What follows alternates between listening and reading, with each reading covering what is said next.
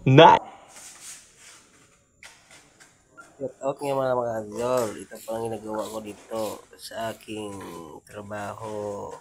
Kasi walang gawa. Kaya relax-relax lang pag may time. Okay tayo.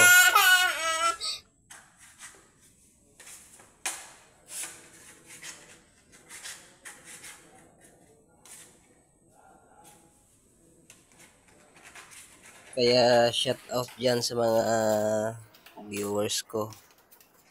Ito nga palang aking ginagawa dito kasi walang materialis. Kaya kiss na lang sang palita. Labas naman.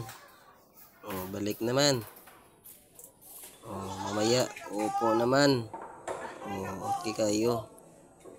Simple lang.